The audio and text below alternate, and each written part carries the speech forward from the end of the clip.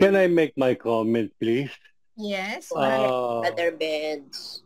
uh, Pag sinabing we can crush the head, that means that's part of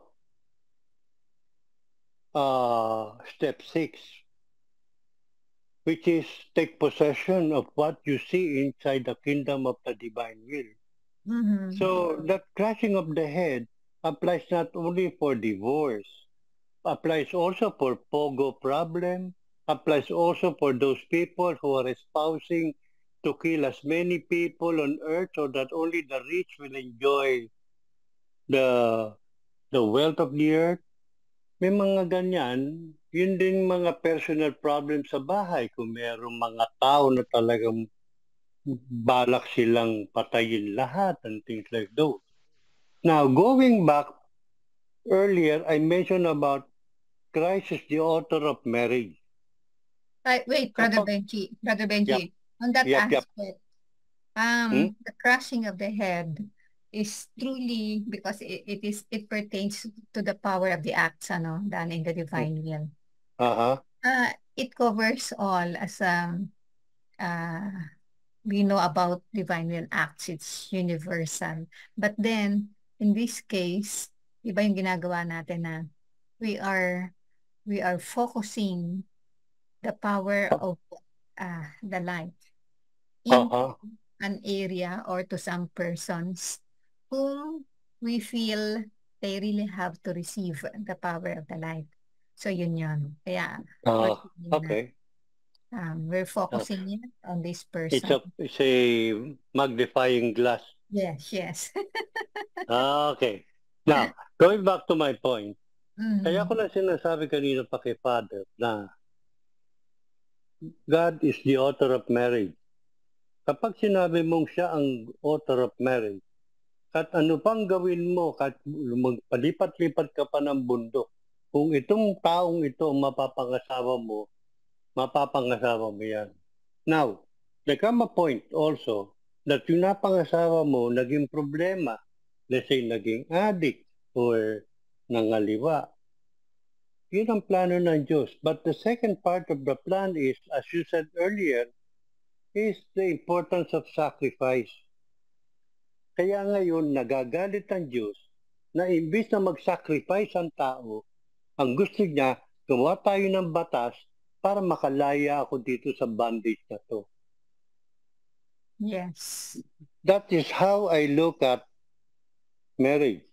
God is the author of who will be the person who will be your lifetime partner or who will be the person who will be your spouse.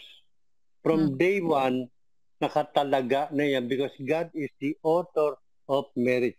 It is very important to Him. Kaya kita mo, kapag merong sisira dyan, ito nga yung instant na finokus ngayon, crush the head of those people initiating it.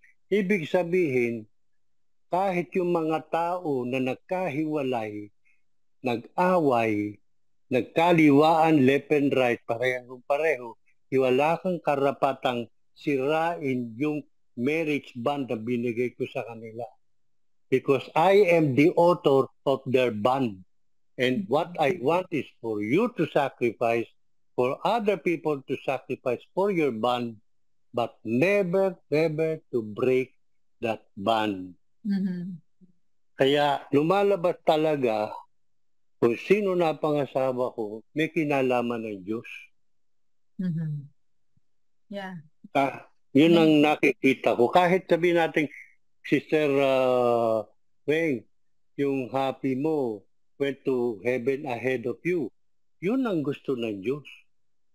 At nag-sacrifice ka through that. And doon din pinakita ng Panginoon yung kanyang suporta sa iyo. How God loves the widow, as said in the Bible. Kaya magkakakonek eh. Pero pag nilagay mo yung idea na freedom of choice, ay parang mo nang tinapon ang God out of the window. Basta ang malabas kung sino ang asawa mo, may kinalaman dyan ng Diyos. That is why from day one, it is a threesome relationship. Man, woman, and God. End of sharing.